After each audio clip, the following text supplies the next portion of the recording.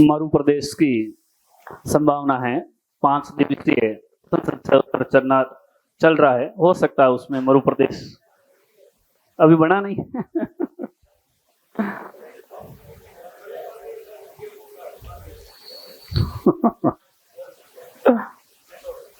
संभव, सबको संभव है। एक लुटेरा भारत पर शासन करता है तो ये राजनेता है।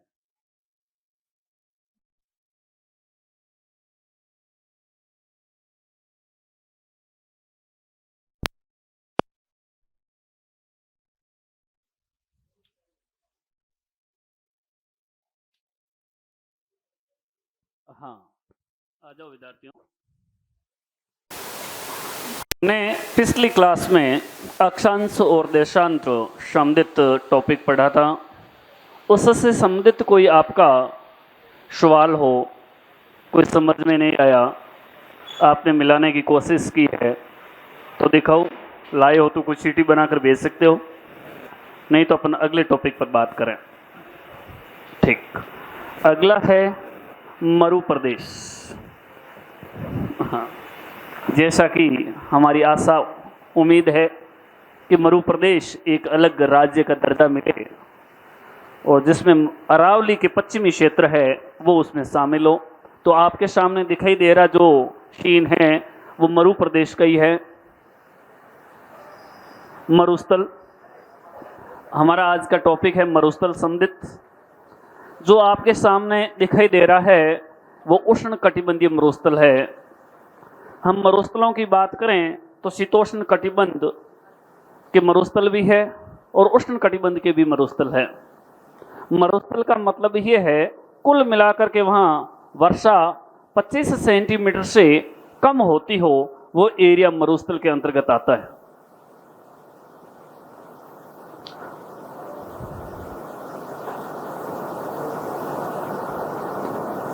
मरुस्थल या रेगिस्तान ऐसे क्षेत्र को कहा जाता है जहां पर वर्षा और हिमपात का योग, पानी किसी रूप में हिमपात हो भले, योग अन्य क्षेत्रों की अपेक्षा बहुत कम होता हो और जहां पर वार्षिक वर्षा औसतन 25 सेंटीमीटर से कम होती हो, वो प्रदेश मरुस्थल कहा जाता है। डेफिनेशन आप लिखना चाहो तो लिख सकते हो। रिजल्ट, मरुस्थल, मरु प्रदेश वो होगा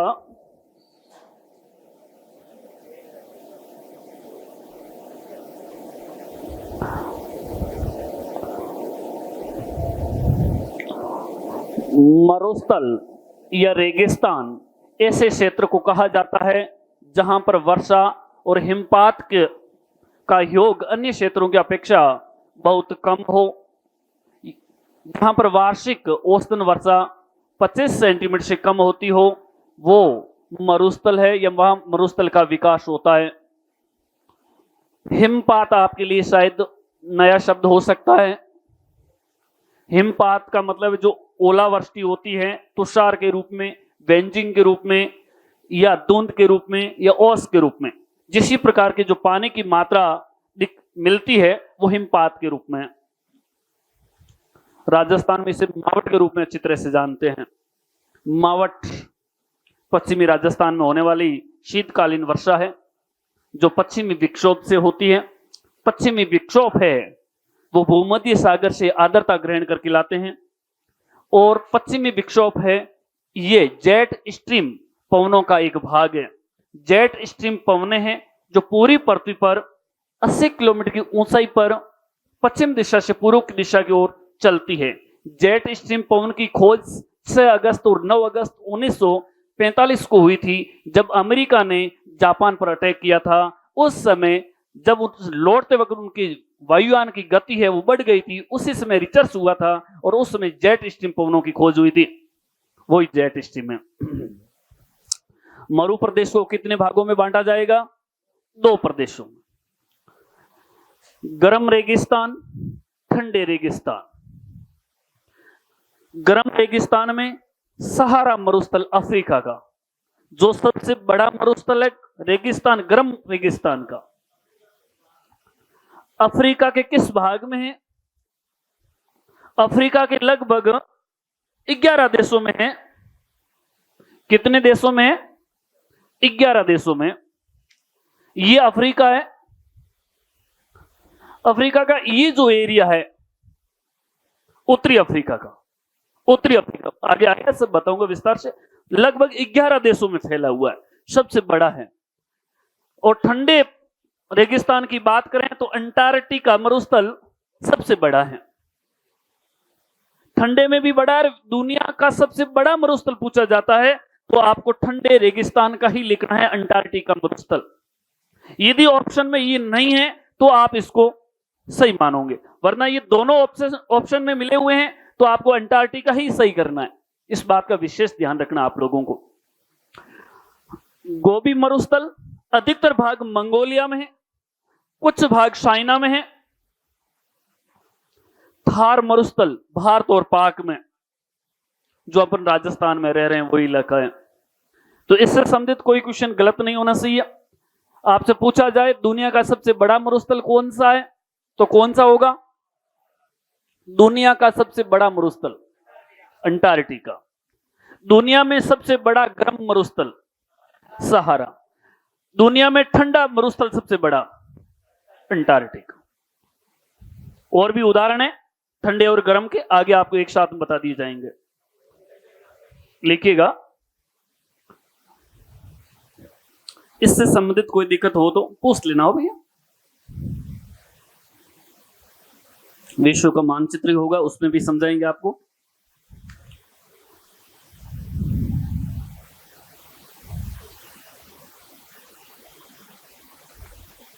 उत्तरी अफ्रीका के अंदर है, विशेषकर सांड। दक्षिण सूडान, दक्षिण सूडान है वो एसडीए मान में सबसे नीचे है, 182वां स्थान है उसका। मानव विकास में भारत का 132वां स्थान है। मिस्र इसमें शामिल है, ये इलाका है। यहाँ कांगो बेसिन भी है, सार्ड भी है, दक्षिणी सूडान भी, आगे नाम बताऊंगा मैं सभी। हो गया होगा? थोड़े फास्ट करो भैया।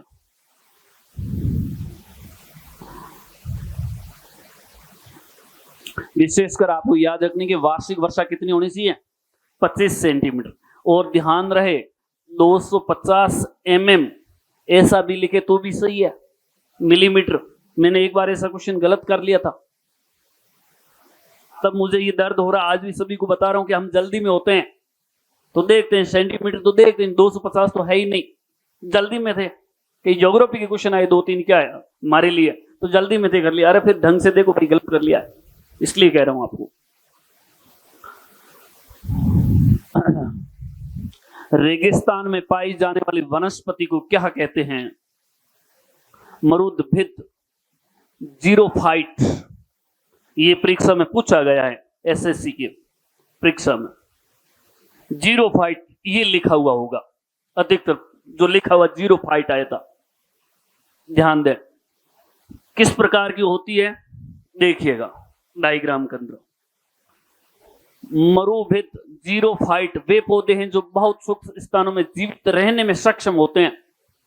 कठिन मरुस्थली डेंजर्ड एरिया में जीवित रहने की क्षमता होती है। ये आमतौर पर रेगिस्तान जैसे क्षेत्रों में पाए जाते हैं।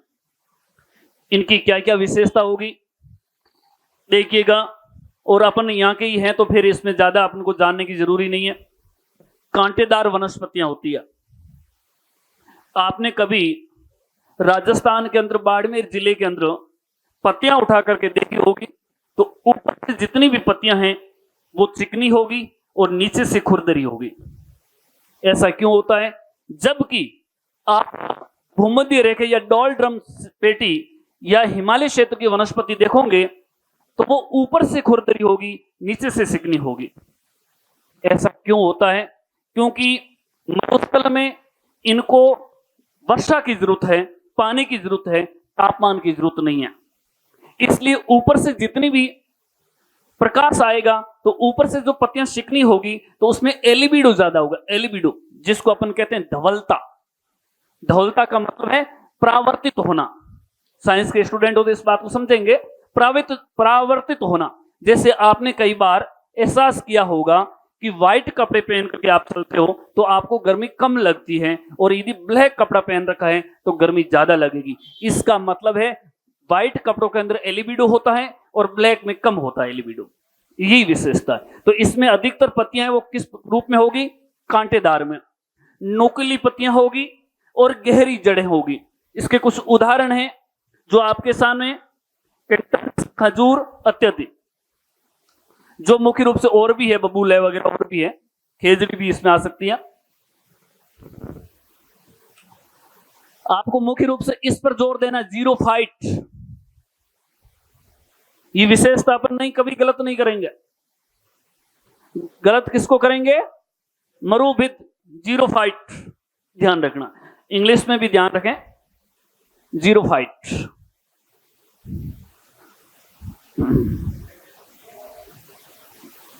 आराम से आराम से, कोई बात नहीं। इसलिए तो उन्होंने पहले फिजिकल रखा है फिर एग्जाम रखा है। अधिकतर भर्तियों में पहले फिजिकल होता है फिर एग्जाम होता है।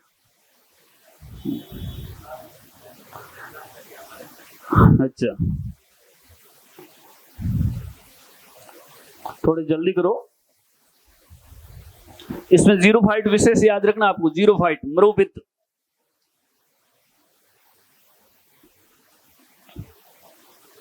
हो गया होगा। थार का मरुस्थल, एशिया महाद्वीप की बात करें, एशिया महाद्वीप में रह गए पीछे अभी तक बेटा, जल्दी करो भैया।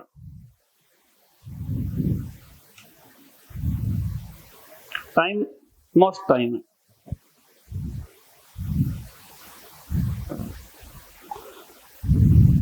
बस इतना ही ध्यान रखना, बाकी अपने क्या देखना। ये तो आप विशेषता जानते हो, इसमें कोई बड़ी बात नहीं है।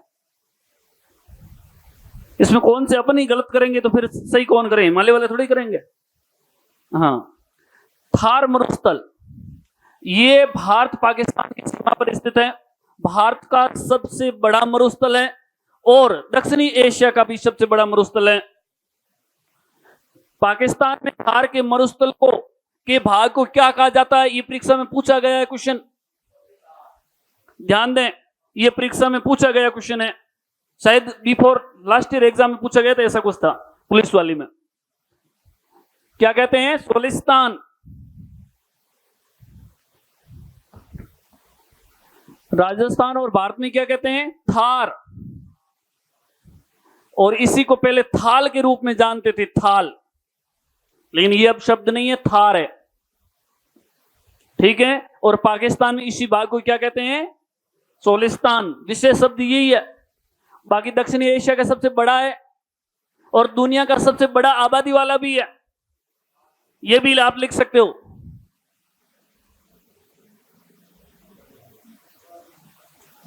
दुनिया में सर्वाधिक आबादी वाला मरुस्थल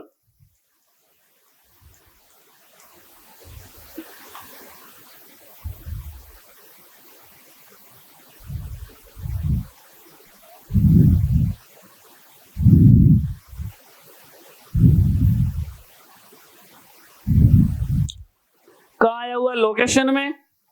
लोकेशन साथ साथ में ध्यान रखना है। थार का मरुस्थल भारत कहाँ है पता है ना? भारत के महाद्वीप में, एशिया में। ये एशिया का पार्ट से यहां से लगा करके ये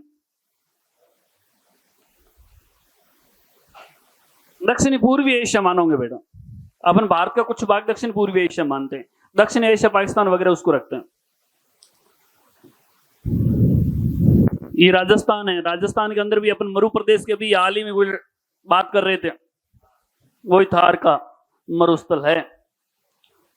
अगले स्टेप, एशिया महाद्वीप के अंतर्गत बात करें तो चाइना के अंदर एक मरुस्थल है जिसका नाम क्या है? तकलामाकन मरुस्थल। ठीक है ना, नाम से भी है तकलामाकन मरुस्थल। कहां है? चाइना में है। और इसको क्या कहा जाता है? इसे खंडहरों का स्थान या मृत्यु सागर के नाम से भी जाना जाता है। वहां के कई विदेश मंत्री पता नहीं कहां गायब हो गए हैं, गृह मंत्री भी गायब हो गए, पूर्व गृह मंत्री चाइना के, बड़े बड़े हस्तियां गायब हो जाती है।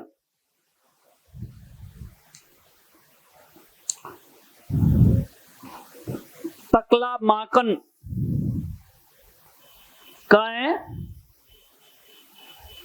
ये गोबी मरुस्थल है, ये चाइना के अंदर भी है कुछ भाग और मंगोलिया के अंदर भी है। पहले इसको लिख लें आप, कोई दिक्कत नहीं होनी चाहिए। तकला मांकन, तकला मांकन कहाँ है? याद रखना, डिजिटल जमाने के लड़के उपयोग कर रहे हैं। आप मानचित्र पर जितना अभ्यास करोगे उतना आपको ज्यादा याद रहेगा।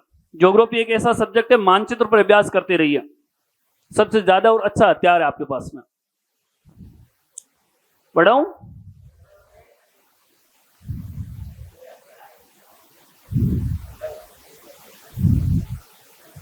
ये मरुस्थल कैसा मरुस्थल है? गोबी मरुस्थल। कहां आया हुआ है? मंगोलिया। और ये इतना पार्ट से ये किसका है? चाइना का। और मंगोलिया ये भी रूस के अंडर में ही है, मंगोलिया। और इसका नाम क्या है? गोबी मरुस्थल। गोबी मरुस्थल जो ठंडे प्रदेशों के अंदर गिना जाता है, ध्यान रही ठंडे प्रदेश का। ये कौन सा देश है? हाँ, मंगोलिया। ये क्या है? ऊंट पर एक दो व्यक्ति बैठे हैं? नहीं है, दो तुम भी है। अच्छा, ये ऊंट कहां पाए जाते हैं?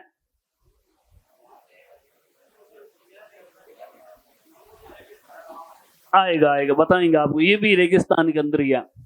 एशिया महाद्वीप के अंतर्गत दूसरे मरुस्थलों की बात करें, मैं मुख्य मुख्य मरुस्थलों की बात कर रहा हूं जो आपके परीक्षा में पूछे गए हैं, ठीक है। ईरान के अंदर दो मरुस्थल हैं। कितने मरुस्थल हैं? दो। एक का नाम क्या है? दस्त ए लूट। दूसरे का नाम क्या है? दस्त ए कावीर। ईरान के अंदर कहां आया हुआ? देखिए, थार मरुस्थल है, ये तकला माकन मरुस्थल है, ये गोबी मरुस्थल है, और जो ये मरुस्थल है और ये मरुस्थल है, ये दोनों कहां है? किस देश में है? ईरान में। दस्त ए कावीर, दस्त ए लूट, ये दोनों मरुस्थल कहां है? ईरान में। दस्त शब्द लिखा हुआ दोनों में, ये दोनों कहां है? ईरान में। याद रखना है, ईरान के अंदर दो ही है, दस्त ए लूट, दस्त ए कावीर। कहीं कावीर की जगह कावीर लिखा हुआ तो भी एक ही बात है, सही नाम कावीर ही है। ईरान के अंदर कौन कौन से मरुस्थल है, नाम बताना? दस्त ए लूट, दस्त ए कावीर। एशिया के साथ विशेष मरुस्थल रहेंगे।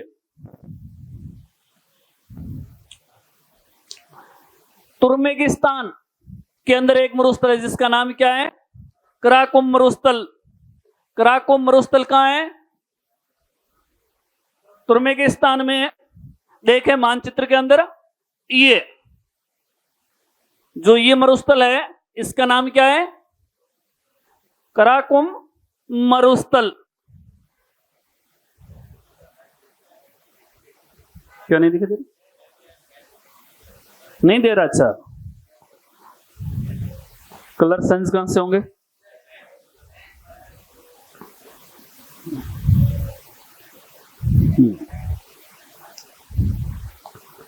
अगले स्टेप पर बढ़े। एशिया महाद्वीप का गोबी मरुस्थल।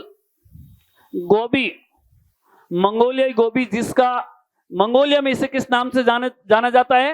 निर्जल स्थान। गोबी मरुस्थल कहां है? विशेषकर मंगोलिया, एशिया का ही है मंगोलिया। मंगोलिया मानचित्र में पहले आपने देखा है। मंगोलिया, मंगोलिया के अंदर जो विशेष मरुस्थल उसका नाम क्या है? गोबी। और मंगोलिया के अंदर इस गोबी मरुस्थल को किस नाम से जाना जाता है? निर्जल स्थान। किसके नाम से जाना जाता है? निर्जल स्थान। निर्जल स्थान गोबी मरुस्थल को मंगोलिया में कहा जाता है। मंगोलिया और चीन दोनों की विशाल भागों में फैला हुआ है। किन किन देश के अंदर फैला हुआ है मुख्य रूप से? मंगोलिया और चाइना के अंदर है। इस मरुस्थल के अंदर दो कुबड़ वाले, यानी राजस्थानी में क्या कहते हैं इसको, मारवाड़ी में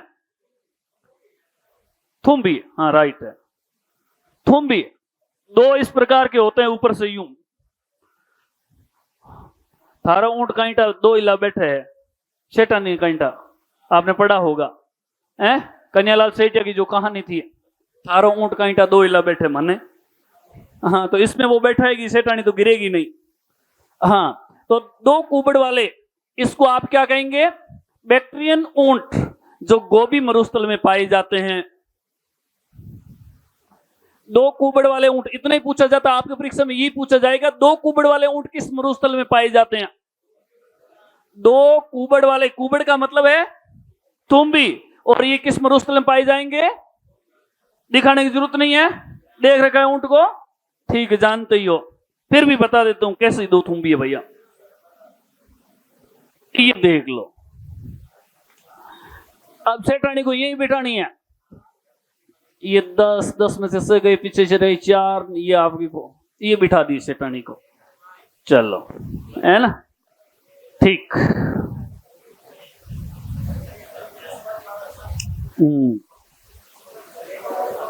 क्या? अच्छा ठीक। गोबी के मरुस्थल को स्थानीय भाषा में क्या कहते हैं? निर्जल स्थान, याद रखना, निर्जल स्थान। निर्जल स्थान किस मरुस्थल का नाम है? गोबी मरुस्थल का। इसमें तो एक तो आपको इस नाम याद रखना है, निर्जल स्थान। दूसरा किस देश के अंदर है मुख्य रूप से? मंगोलिया और चीन में। किस प्रकार के ऊंट पाए जाते हैं? दो कुबड़ वाले, ये पूछा नहीं गया अभी तक। बैक्ट्रियन ऊंट, ये जो अभी सवाल नहीं आया अभी तक। हो गया भैया। सहारा मरुस्थल, अफ्रीका महाद्वीप की बात करें, ये एशिया के हो गए। एशिया कौन कौन से हुए, एक बार रिपीट कीजिए आप लोग। गोबी मरुस्थल, तुर्कमेनिस्तान का कौन सा मरुस्थल था? तुर्कमेनिस्तान का मरुस्थल, काराकोरम मरुस्थल। और ईरान का कौन सा मरुस्थल था? दस्ते लूट, दस्ते कावीर। और गोबी मरुस्थल है ही सारा का। चाइना का कौन सा? तकला माकन मरुस्थल। और भारत का, एशिया का, दक्षिण एशिया कौन सा है? थार मरुस्थल, ठीक है। अब बात करें अफ्रीका की। अफ्रीका महाद्वीप, सहारा मरुस्थल जो सबसे बड़ा मरुस्थल है गर्म मरुस्थल के अंदर। और किन किन देशों में? 1 2 3 4 5 6 7 8 9 मुख्य रूप से 11 देश है। वैसे 11 देशों के साथ इनकी सीमा लगती है। अल्जीरिया, सांड, लीबिया, माली, मोरिटोनियो है इसका नाम, नाइजर, सूडान, टूनेशिया, मिस्र, मार्को, पश्चिमी सहारा। कोई परीक्षा में नहीं पूछेगा, आपको टेंशन नहीं लेनी है, कभी नहीं पूछा गया, ठीक है। मैंने थोड़े लिख दिया, कभी कोई आप पूछ लो, अभी पूछा था लड़के ने। आपको तो ये याद रखना है, दुनिया का सबसे गर्म मरुस्थल कौन सा है, ये पूछा गया है। एक गोबी मरुस्थल, एक सहारा मरुस्थल के से कई बार क्वेश्चन आए हैं, इस बात को ध्यान रखना है। तो सहारा मरुस्थल किस महाद्वीप में, ये कई बार पूछा गया है। अफ्रीका में। किस महाद्वीप में है? अफ्रीका में। अफ्रीका का सबसे बड़ा मरुस्थल कौन सा है? अफ्रीका का सबसे बड़ा मरुस्थल कौन सा है? सहारा। और दुनिया का सबसे बड़ा गर्म मरुस्थल कौन सा है? सहारा। यह अफ्रीका महाद्वीप में स्थित है, जिसकी सीमा 11 देशों के साथ लगती है। और कहां है आप पूछ रहे हो, तो उत्तरी अफ्रीका में मुख्य रूप से। कहां आएगा? उत्तरी अफ्रीका में। इथोपिया है, सूडान है, चांड है, नाइजर है, लीबिया है, माली है मुख्य रूप से। और यहां काहिरा का भी क्षेत्र है कुछ, टूनेशिया भी इसी के अंदर आता है। ये अभी तक देशों के बारे में कोई सवाल आपसे नहीं पूछा, फिर भी आपकी जरूरत हो तो लिख लो। मुख्य रूप से आपको क्या सहारा मरुस्थल किस महाद्वीप में है? अफ्रीका में, याद रखना विशेषकर अफ्रीका में, और ये तो जानते ही हो। वैसे तो सबसे बड़ा मरुस्थल कौन सा है? सबसे बड़ा मरुस्थल अंटार्कटिका, ये सबसे बड़ा मरुस्थल है, ठीक है ना। यदि वो ऑप्शन में नहीं है अंटार्कटिका, तो आपको सही क्या करना है? सहारा मरुस्थल। उत्तरी अमेरिका की बात करें, अच्छा सेंस कर दिया इन्होंने, कोई बात नहीं, जैसे जैसे उत्तरी अमेरिका में बात करें तो ये प्रदेश है, इसका नाम है अलास्का, इसका नाम है कनाडा, और इसका नाम है यूएसए, इसका नाम है मैक्सिको, यह पनामा। ये मुख्य रूप से याद रखना, आपको यूएसए याद रख लेना, संयुक्त राज्य अमेरिका। इसके अंदर मुख्य मरुस्थल है यूएसए में। और आपने देखा होगा अधिकतर मरुस्थल कहां आ रहे हैं? पश्चिमी तट पर ही आ रहे हैं। ये इसका रीजन क्या है? ठंडी जलधाराएं। ठंडी जलधारा आपने पढ़ी? ज्योग्राफी किस किस के रहा है बताना?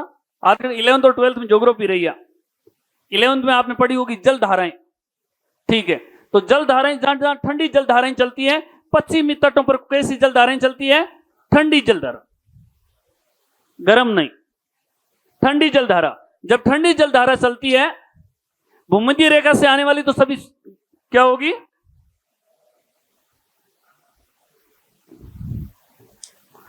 इस साइड से आएगी जलधारा, सॉरी, इस साइड से ध्रुवों से आने वाली क्या होगी? सभी जलधाराएं ठंडी होगी। तो ठंडी होगी पश्चिमी तट में, क्योंकि उत्तरी गोलार्ध में जो जलधाराएं वो कैसे चलती है? Anti clockwise. किस प्रकार चलेगी? क्लॉकवाइज। तो यहां से गर्म होकर के यूं चली जाएगी, ये कहां जाएगी? मुख्य रूप से पनामा, जापान के पास में होती हुई आगे, और फिर यहां से इस साइड में। तो ये ठंडी जलधारा जहां से प्रवाहित होती है वहां मरुस्थल होता है। तो इसमें यूएसए में कौन कौन से मरुस्थल हैं? सबसे बड़ा यूएसए का मरुस्थल, संयुक्त राज्य अमेरिका का, उत्तरी अमेरिका का सबसे बड़ा मरुस्थल कौन कौन सा है? ग्रेट बेसिन मरुस्थल। कौन सा सबसे बड़ा? ग्रेट बेसिन मरुस्थल। अमेरिका महाद्वीप का सबसे बड़ा मरुस्थल है, अमेरिका महाद्वीप का सबसे बड़ा मरुस्थल कौन सा है? Great basin, great basin. और दूसरा कौन सा है? मोजाव, मोजाव मरुस्थल है, जो भी कहां है? उत्तरी अमेरिका में, उत्तरी अमेरिका में। और तीसरा जो आपके मरुस्थल है, जो सोनोरन मरुस्थल है, सोनोरन मरुस्थल है, जो मुख्य रूप से कुछ भाग किसमें है? मैक्सिको में ही है। बाकी यूएस में थोड़ा सा यहां की जो सीमा है वो किसके साथ लग रही है? मैक्सिको के साथ में। इसलिए अमेरिका और मैक्सिको, यानी कि यूएसए, अमेरिका लिखना उचित बात नहीं है, अमेरिका तो ये पूरा अमेरिका ही है। अमेरिका के अंदर उत्तरी अमेरिका और दक्षिण अमेरिका दोनों शामिल होता है। ये उत्तरी अमेरिका है। और वैसे अपन कहते हैं कि अमेरिका से आए, तो अमेरिका का मतलब कहां से है?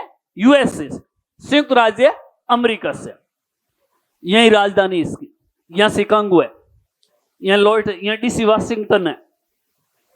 अधिकतर जो यूएसए का सबसे विकसित इलाका ये है, विश्व की सबसे बड़ी मांस मंडी यही है, शिकागो, है ना। स्वामी विवेकानंद जी ने यही भाषण दिया था, है ना। चलो, हो गया होगा, ये हो जाएगा याद। ग्रेट बेसिन अमेरिका का सबसे बड़ा मरुस्थल है, ठीक है। दूसरा कौन सा है? मोजाव। और तीसरा कौन सा है? चलो अगले, फिर वो काला क्या सही लगी नहीं है। अफ्रीका, अफ्रीका महाद्वीप का एक मरुस्थल है कालाहारी मरुस्थल, दूसरा सबसे बड़ा मरुस्थल है। अफ्रीका महाद्वीप का दूसरा बड़ा मरुस्थल है, कौन सा है? कालाहारी मरुस्थल। कालाहारी कहां आया हुआ है? यहां किस देश में है? बोत्सवाना। बोत्सवाना में एक पार्क है प्रसिद्ध, एटोसा पार्क, एटोसा पार्क। ये भी कई बार जानना जाता, आपने 12th की क्लासों में भी कहीं पढ़ा होगा। एटोसा पार्क यही है। और यहां आपको एक जनजाति रहती है जिसका नाम याद होगा, बुशमैन जनजाति। जो कीड़े मकोड़े उनका प्रिय भोजन है? जो कपड़े वगैरह अभी तक बोत्सवाना, नामीबिया, अंगोला यहां रहती है आसपास के देशों में, ये पूरा है। तो आपको कालाहारी मरुस्थल, कौन सा मरुस्थल? कालाहारी मरुस्थल। इसमें मुख्य रूप से एक जनजाति, उसका नाम क्या है? बुशमैन जनजाति। ठीक है, यह एक एटोसा पार्क भी है, याद रखना, अफ्रीका महाद्वीप। और ये मुख्य रूप से किस देश में है? बोत्सवाना, नामीबिया, अंगोला, ये पास पास के देश है। तो याद रहे बोत्सवाना याद रह जाएगा। कालाहारी मरुस्थल किस महाद्वीप में है? अफ्रीका में। किस महाद्वीप में? अफ्रीका में। किस देश में? बोत्सवाना में। हाँ, प्रिय दीमक और चींटी मकोड़े ये इनके प्रिय भोजन है। मेहमानों के लिए परोसते हैं स्वागत के लिए। हाँ, उदय, हाँ, थाली नहीं है उनके पास में, पत्ते वगैरह उन्हीं के ऊपर ही, कपड़े भी तक नहीं है इनके। कभी वीडियो देखना इनका तो खाने खाते वक्त मत देखना, ठीक है ना। बाकी ये इनके पास में एक सोला होता है, उसके अंदर वो खाना पीना सब साथ में रखते हैं। कच्चा मांस भी खाते हैं अधिकतर तो, ठीक है ना। सोंगा पर एक उनका वस्त्र पहनने को, तो जिसे सोंगा कहते हैं वो लोग, ठीक है ना। तीम्याक नाम का इनके एक बर्तन मुख्य जो बुशमैन में काम आता है, इनका भी आता है एक तीम्याक नाम का। तो ये कहां आया हुआ है? हो गया अगला। अच्छा, ये हो गया कालाहारी मरुस्थल, हो गया, ठीक।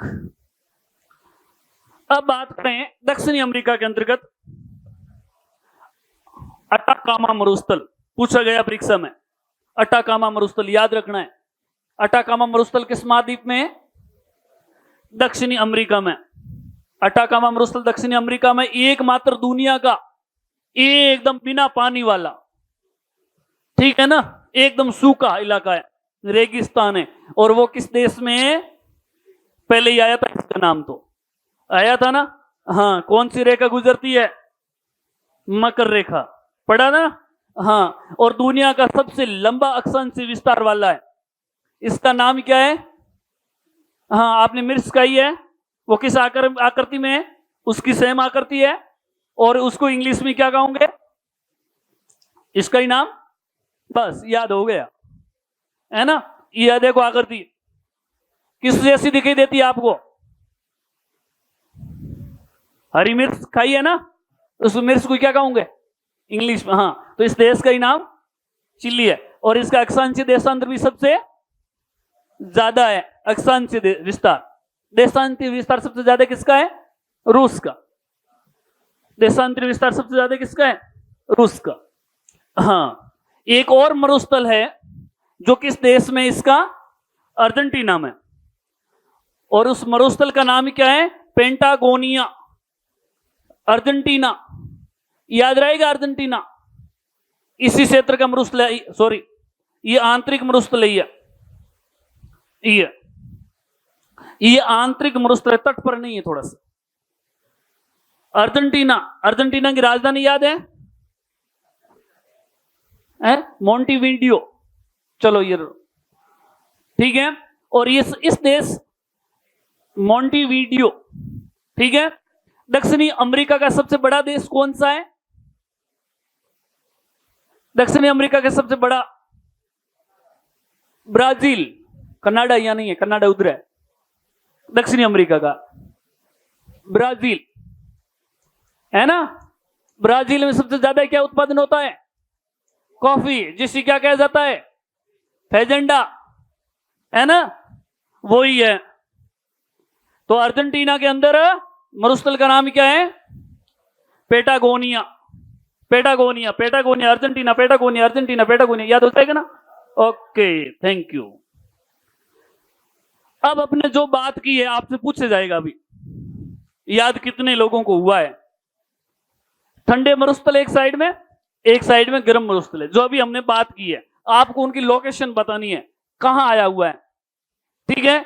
दुनिया का सबसे बड़ा मरुस्थल कौन सा है? अंटार्कटिका। ऑप्शन में आ जाए दुनिया का सबसे बड़ा मरुस्थल, लेकिन उसमें क्या लिखा हुआ? अंटार्कटिका। तो अंटार्कटिका को ही सही करोगे। यदि नहीं है तो फिर किसको करोगे? सहारा को। ध्यान दें। अच्छा, ये ठंडे कौन से मरुस्थल है, गर्म कौन से मरुस्थल है? आपके सामने लाइन है। ठंडे अंटार्कटिका मरुस्थल, गोबी मरुस्थल, ग्रेट बेसिन मरुस्थल, मोजावे मरुस्थल और पेंटागोनिया मरुस्थल। ये सभी मरुस्थल कैसे हैं? ठंडे हैं। आप देखोगे विश्व के मानचित्र के अंदर ये कर्क रेखा और मकर रेखा के बीच वाला इलाका ये सभी गर्म मरुस्थल है। ये कैसे मरुस्थल है? और इसके ऊपर वाले जो वो मरुस्थल कैसे हैं? ठंडे मरुस्थल है। इधर वाले जो है ना ये 23.5 डिग्री और इधर भी था 23.5 डिग्री, इन दोनों के बीच में कैसे होंगे? गर्म मरुस्थल। ये सभी इनके बीच में। विश्व का मानचित्र मैंने भेजा तो था, इन्होंने लगाया या नहीं लगाया था? नहीं लगाया शायद। ठीक है, तो ये आपको याद रखना है। भूमध्य रेखा 0 डिग्री, इसके 5 डिग्री इस साइड में, 5 डिग्री इस साइड में, इसको कहते हैं डोल ड्रम पेटी। पृथ्वी का फेफड़ा कहा जाता है डोल ड्रम पेटी को, क्योंकि इतनी वनस्पति, इतने वृक्ष है, वन है, ठीक है ना, जो अपने ऑक्सीजन का अनुपात यहीं से तो निर्धारित होता है। इतने फेफड़े हैं। प्रतिदिन दोपहर 4 बजे के आसपास बारिश होती है, प्रतिदिन यहां होती रहती है। जो कांगो बेसिन है, अमेजन बेसिन है, दक्षिणी पूर्वी एशिया का आंतरिक भाग है, वहां पर जंगल ज्यादा है। हाँ, ब्राजील के अंदर है, ठीक है। तो उसमें सूर्य की जो किरणें है ना वो धरातल पर नहीं पहुंचती, इतनी वनस्पतियां हैं। वो कहां है? डोल ड्रम पेटी के अंदर आती है। तो ये जो इलाका ये सभी उष्ण कटिबंध में, इसका मतलब यहां जो मरुस्थल है वो सभी मरुस्थल कैसे होंगे? गर्म। और इसके बाद में ये मतलब 20 या 25 डिग्री से एबो और 45 डिग्री के बीच वाले होंगे, ये कैसे होंगे? ठंडे मरुस्थल। कैसे होंगे? ठंडे मरुस्थल। इससे आगे वाले ठंडे मरुस्थल है। जैसे अंटार्कटिका देखा होगा मानचित्र में, नीचे वाला पार्ट था। गोबी मरुस्थल किस देश में है?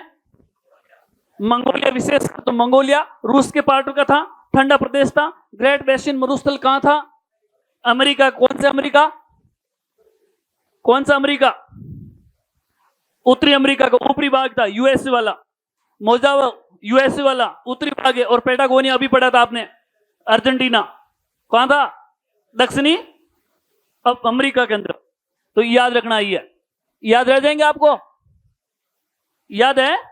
ठीक। अब इधर ध्यान दीजिए, सहारा मरुस्थल अफ्रीका के अंदर, बीच में सेंटर में, भूमध्य रेखा के पास में ही है। थोड़ा भूमध्य रेखा याद होगी तो ये अपने आप सेट हो जाएगा, है ना।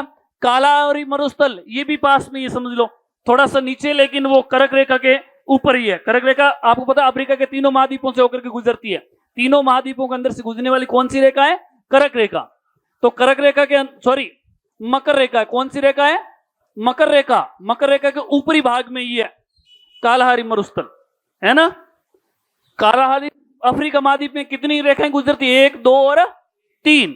तो ऊपर वाली का नाम होगा कर्क रेखा 0 डिग्री और मकर रेखा। तो ये इलाका यहां का है, ठीक है ना। ठीक। दस्ते लूट, दस्ते कावेरी, दोनों मरुस्थल एक ही देश के हैं, ईरान के। Very good. ईरान से तेल मंगवाना है अपन को है ना। थार मरुस्थल ये भी गलत कर लोगे तो फिर छोड़ो, इसको तो नहीं करना है ना, इसको सबको पता है। तकला माकन मरुस्थल, तकला साला साइना को करना ही है अपन को, है ना। कहां है? चीन में। शेंडी गिल्पसन विक्टोरिया मरुस्थल नहीं आया है, ये ऑस्ट्रेलिया में है, लेकिन मैंने लगवाया तो था इनको। ये प्यास से पानी की भूमि कहा जाती है इसे। शेंडी गिल्पसन विक्टोरिया ये कौन से महाद्वीप में है? ऑस्ट्रेलिया में। याद रह जाएगा? इन्होंने नहीं लगाया, मैं बता देता हूं, ऑस्ट्रेलिया में ये तीनों मरुस्थल। बस इतने ही मोस्ट मरुस्थल, और भी है लेकिन आपके परीक्षा में जो बार बार रिपीट हुए हैं वो यही मरुस्थल है जो मैंने आपके सामने रखे हैं। क्या? प्यासे पानी की भूमि। ऑस्ट्रेलिया में इन मरुस्थलों को प्यासे भूमि, प्यासे पानी की भूमि के नाम से भी जाना जाता है।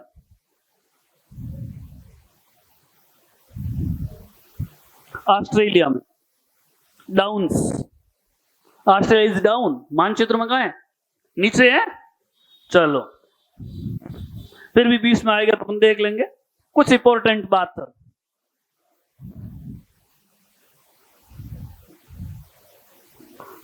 दुनिया का सबसे बड़ा मरुस्थल याद है? कोई दिक्कत नहीं। दुनिया का सबसे गर्म मरुस्थल, सबसे सूक्ष्म मरुस्थल अटाकामा मरुस्थल। दक्षिणी एशिया का सबसे बड़ा मरुस्थल थार मरुस्थल। सबसे ज्यादा जनसंख्या घनत्व वाला मरुस्थल, अभी क्वेश्चन आया था पहले, किस महाद्वीप में एक भी मरुस्थल नहीं है? यूरोप में एक भी मरुस्थल नहीं है। ये याद रखना आपको। सबसे अधिक जनसंख्या वाला तो कौन सा है? एशिया है।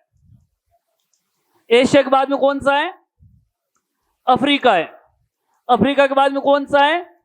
यूरोप है। यूरोप के बाद में कौन सा जनसंख्या में देखा जाए तो दक्षिणी अमेरिका है। सॉरी, हाँ, दक्षिणी अमेरिका है। और दक्षिणी अमेरिका के बाद में देखा जाए तो कौन सा है? उत्तरी अमेरिका। उत्तरी अमेरिका के बाद में देखा जाए तो कौन सा है? ऑस्ट्रेलिया। जनसंख्या में सबसे ज्यादा जनसंख्या वाला कौन सा महाद्वीप है? एशिया। दूसरा कौन सा है? अफ्रीका। तीसरा कौन सा है? यूरोप। और चौथा कौन सा स्थान है? दक्षिण अमेरिका। पांचवा कौन सा स्थान है? उत्तरी अमेरिका। और छठा कौन सा स्थान है? और सबसे कम कौन सा है? अंटार्कटिका में तो कोई लोग ही नहीं रहते हैं, इसलिए सबसे कम जनसंख्या किसकी है? ऑस्ट्रेलिया की। अब इसको याद करने का एक तरीका बता रहा हूं। पैटर्न लॉक लगाते हो ना आप, वही ये पैटर्न लॉक यहां से स्टार्ट करो, यहां से यहां से यहां से लग गया ना। ये जनसंख्या में सर्वाधिक है। मानचित्र में देखना, एशिया इस साइड में है, फिर यूरोप, अफ्रीका इस साइड में, यूरोप, उत्तरी अमेरिका, दक्षिणी अमेरिका, ऑस्ट्रेलिया। दुनिया की लगभग 60% जनसंख्या अकेले कहां लेके बैठा है? एशिया। फिर आंकड़े करें तो 9.51%। इसकी बात करें 3.321%, सबसे कम। दुनिया की आधा प्रतिशत जनसंख्या, सॉरी गलत लिख दिया, 0.50%, आधा प्रतिशत दुनिया की जनसंख्या कहां है? ऑस्ट्रेलिया में। चलो जनसंख्या की बात छोड़ो, हो गया जहां मरुस्थल नहीं है। अब इसी के संदर्भ में आते हैं घास के मैदान। ये भी परीक्षा में पूछे गए एसएससी के, ठीक है ना, घास के मैदानों के बारे में। तो घास के मैदानों को भी दो भागों में बांटेंगे, शीतोष्ण कटिबंधीय घास के मैदान और उष्ण कटिबंधीय घास के मैदान। घास भूमि ऐसे विस्तृत क्षेत्र को कहा जाता है जहां दूर दूर तक घास और छोटे झाड़ फैले हुए होते हैं। इन घास भूमि कहीं कहीं छोटे बड़े वृक्ष भी पाए जाते हैं। दुनिया के विभिन्न क्षेत्रों में घास के मैदान को विभिन्न नामों से जाना जाता है। कोई लिखने की कोई जरूरत नहीं, ठीक है, ये कोई ऐसा नहीं पूछा जाता, सीधे नाम ही पूछेंगे। या तो पूछेंगे निम्न में से कौन से उष्ण कटिबंधीय घास के मैदान है, या निम्न में से कौन सा शीतोष्ण कटिबंधीय घास के मैदान है। ये आपको याद रखना है, ठीक है ना। टाइम तो नहीं हुआ ज्यादा, ठीक है। देखिए शीतोष्ण कटिबंधीय घास के मैदान, जो ज्योग्राफी से स्टूडेंट उनके तो कोई दिक्कत नहीं होगी। शीतोष्ण कटिबंधीय घास के मैदान पेरीज, पंपाज, डाउन्स, वेल्डस, है ना, कटनबरी। तो शीतोष्ण कटिबंधीय घास के मैदान आपने गहन निर्वाह कृषि पढ़ी हुई तो उसके अंतर्गत पढ़ा है, मिश्रित कृषि और गहन निर्वाह कृषि के अंतर्गत। तो पेरीज, इसकी जगह आपने 12th में पढ़ा तो ज लगा हुआ पढ़ा होगा 12th क्लासों में, हाँ कोई बात नहीं, पेरीज ऐसे बोला जाता है, पेरीज। तो पेरीज कहां है? संयुक्त राज्य अमेरिका के अंदर प्लस कनाडा के अंदर है। आपने 12th में पढ़ा है संयुक्त राज्य अमेरिका, तो यदि पहले ऑप्शन में संयुक्त राज्य अमेरिका तो उसको सही करोगे, नहीं तो आपको किसको करना है? उत्तरी अमेरिका को। उत्तरी अमेरिका में, उत्तरी अमेरिका में कौन से घास के मैदान है? पेरीज। किस प्रकार के हैं? शीतोष्ण कटिबंधीय घास के मैदान। इस मैदान है, आपको नाम याद रखते हैं ओनली फॉर, ज्यादा नहीं है। पेरिस क्षेत्र में गेहूं और मक्का उत्पादन के लिए दुनिया भर में जाना जाता है। आपको पता होगा यहाँ रेल मार्ग सबसे ज्यादा और सड़क मार्ग भी सबसे ज्यादा है, ठीक है, लंबे लंबे रेल मार्ग यही है दुनिया के, ठीक है ना। वो विश्व का सबसे लंबा रेल मार्ग है रूस का अंदर, है ना, लेनिन से व्लादिवोस्टोक तक, वो बाद में बात करेंगे। इस रोटी की कटोरी भी कहा जाता है। क्यों कहा जाता है? क्योंकि यहाँ गेहूं की कृषि होती है, मुख्य रूप से मोटे अनाज में शामिल किया जाता है। यहां पर एक पवनें चलती है, वहां की हवाएं चलती है, स्थानीय हवाएं, जैसे अपने भारत में लू चलती है वैसे ही वहां हवा चलती है, गर्म हवा, उसको क्या कहते हैं? सिनको। अपने को अपन क्या बोलते हैं? लू। इसमें कोई अर्ड नहीं है ना। अपन जो गर्म हवाएं चलती है उसे क्या कहते हैं? लू। उसी प्रकार उन्हीं मैदानों में जो गर्म हवाएं चलती है उसको क्या कहते हैं? सिनकू। कोई दिक्कत नहीं। और ये कहां है? पेरिस। याद रखना, पेरिस कहां है? संयुक्त राज्य अमेरिका में। और फिर देखिए दक्षिणी अमेरिका के अंदर, दक्षिणी अमेरिका के अंदर पंपाज, यहां ज आ जाए तो ही कोई दिक्कत नहीं है। पंपाज, ठीक है। घास के मैदान कहां है? विशेषकर किस देश में है? अर्जेंटीना में। 12th में पढ़ा है आपने ये अच्छी तरह से। अर्जेंटीना में पंपाज के मैदान। ये अर्जेंटीना वही, इधर वाला वो ब्राजील है ना। ठीक, ये बात एक तो ये लिखो, पंपाज मैदान कहां है, सॉरी घास के मैदान कहां है? अर्जेंटीना में। और इस इनको क्या हवा चलती है? लू। लू मानो कहां चलती? लू कहां चलेगी? यूएसए में, तो उसको सिनको कहते हैं। और रोटी, ये कोई क्वेश्चन नहीं पूछा गया है। पेरिस के घास के मैदान किस देश के अंदर है? संयुक्त राज्य अमेरिका का। महाद्वीप पूछा जाए तो कौन सा है? उत्तरी अमेरिका। कौन सा महाद्वीप है? उत्तरी अमेरिका, है ना। ठीक, ये कुछ बातें याद, फैक्ट याद करने अपन को तो, ठीक है। थ्योरी थोड़ी लिखनी है, RSIS के पेपर थोड़ी देना जो थ्योरी लिखनी है। फैक्ट आपको याद होने चाहिए। एक दिन मेहनत करना, रिपीट करना, याद हो जाएंगे। थोड़े मानचित्र घर जाकर के देखते रहना ताकि इसमें याद रहे। इस तरह याद होगा मानचित्र से। ये फिर ये वापस कहां से डाल दी इन्होंने?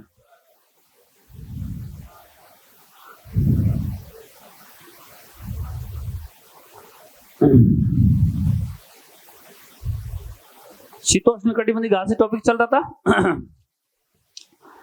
दक्षिणी अफ्रीका के अंदर घास के मैदान को वेल्डस, कई बार ये भी शब्द है, वेल्ड या वेल्डस एक ही बात है। कहां है? दक्षिणी अफ्रीका में।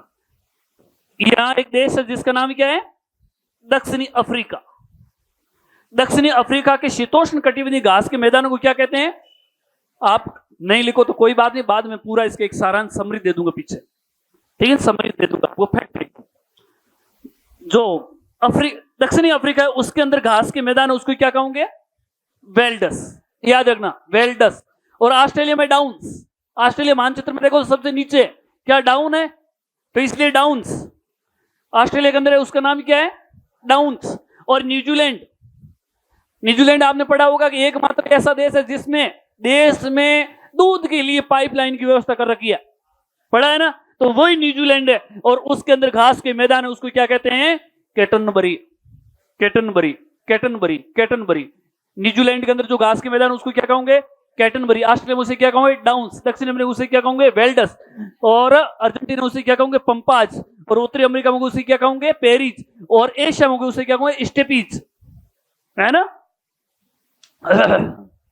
यहां तक कोई दिक्कत नहीं है ना। चलो, ये आपके सामने समरी, कुछ तो ये लिख लो आप मुख्य रूप से, फिर आगे वो समझा दूंगा मैं जो भी है। उष्णकटिबंधीय है, ये देखिए,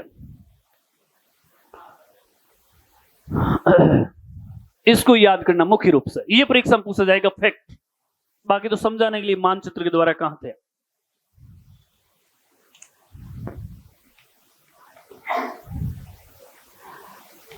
कोई हार्ड नहीं, बिल्कुल सरल है।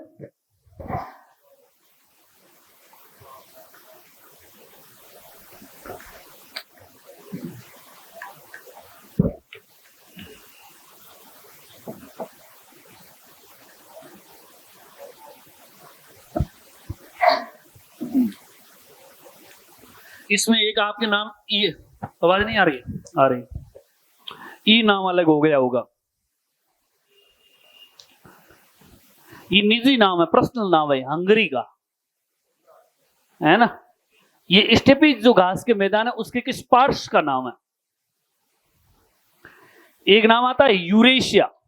यूरेशिया, यूरेशिया का मतलब है यूरोप और प्लस एशिया, यानी घास के मैदान है वो एशिया में भी है और यूरोप में भी है, इसलिए इसके घास के मैदान को यूरेशिया के नाम से, यूरेशिया के अंदर घास के मैदान, और उसको क्या कहते हैं?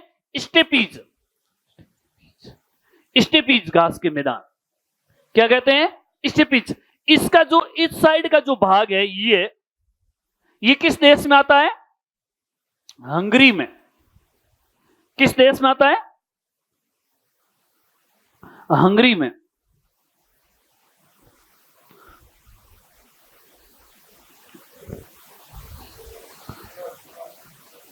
हंगरी में आएगा, है ना?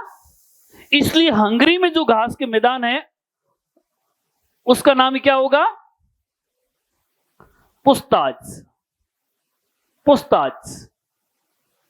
स्टेपीज जो यूरेशिया के अंदर घास के मैदान है उसका एक पार्ट हंगरी देश में आता है, उसको एक पर्सनल नाम दे रखा है हंगरी में, उसका नाम क्या है?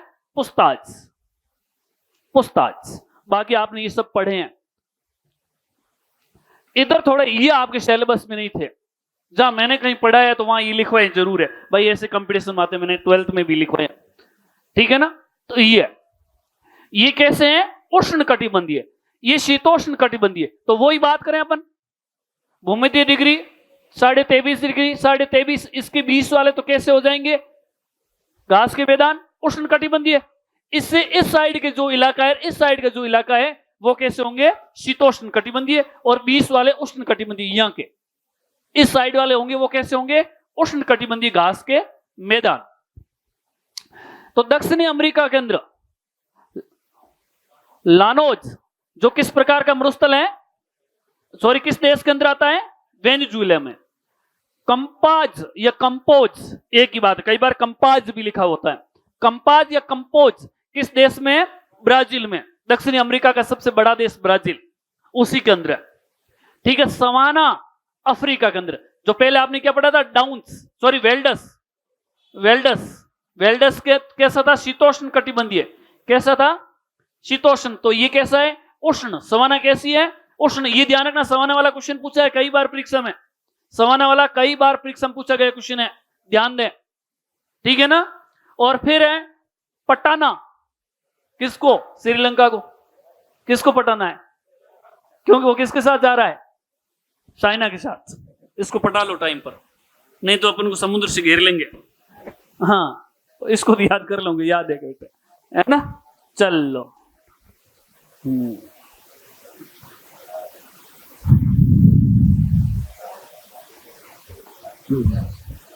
घास के मैदान थोड़े किस प्रकार के थे उसको समझाना था। जो ये ब्लॉक है, इस ब्लॉक के अंदर किस प्रकार के होते? उष्ण कटिबंधीय।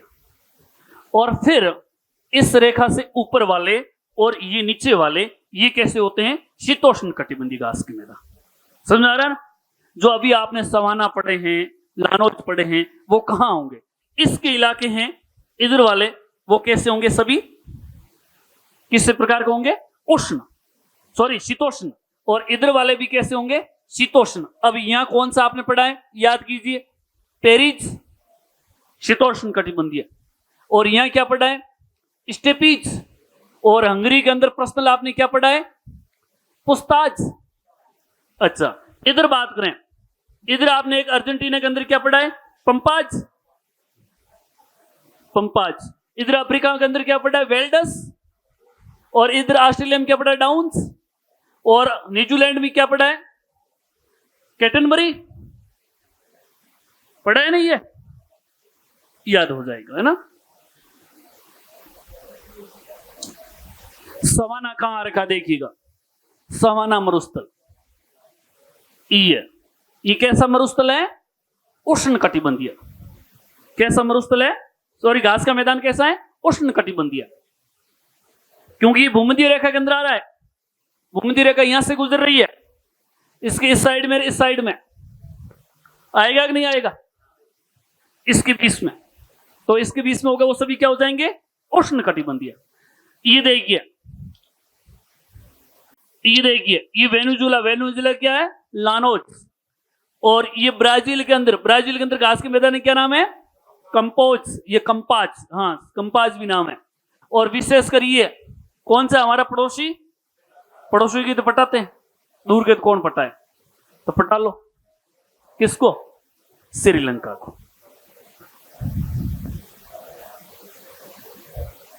अच्छा, वो अभी आ गए ऑस्ट्रेलिया वाला, जो आपको 3 पहले बताए थे मैंने।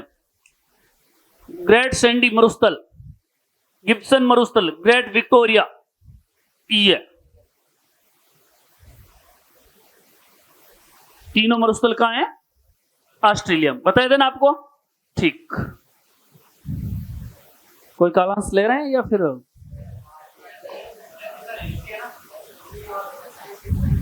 आजब सर को कहो को याद तो नहीं, तो फिर मैं चल रहा हूं आगे। तो ये याद, ये थोड़े आपके लिए कठिन हो सकते हैं, बाकी ट्राई करो। कोई ग्रेट ब्रिटेन, विक्टोरिया महारानी, महारानी कहाँ की है? ऑस्ट्रेलिया की। ऑस्ट्रेलिया के अंदर पता ही है सबसे उच्च कुएं पाए जाते हैं, लोग भी मस्त होते, विक्टोरिया महारानी जैसे होते हैं। गिब्सन, ये तीनों मरुस्थल पास पास में है। प्यासे, पानी की भूमि कहा जाता है इसको। ये हंगरी वाला मैंने आपको समझाया था। ये आपको पहले बात तो ये लिखना है, यूरेशिया। यूरेशिया का मतलब एशिया और यूरोप दोनों शामिल, इसलिए इसको कहते हैं स्टेपीज। ठीक है। और इसको कुछ भाग अलग हो जाता है यूरोप के अंदर, जो किस देश में पड़ता है? हंगरी में। तो उसे क्या कहोगे? पुस्ताज, है ना? पुस्ताज, हंगरी वाला। ठीक, नया टॉपिक है फिर। तो नहीं आए तो फिर दूसरा टॉपिक शुरू करते हैं। आ रहे हैं? अब अपन कटिबंध की बार बार बात कर रहे थे, उष्ण कटिबंध, शीतोष्ण कटिबंध। तो कटिबंध को समझने के लिए इनको समझना जरूरी है। ठीक है ना? आ रहे हैं? ठीक ठीक, आ जाओ, मैं तो तैयार ही हूं। नहीं तो चल रहा है हमारा तो काम। ठीक।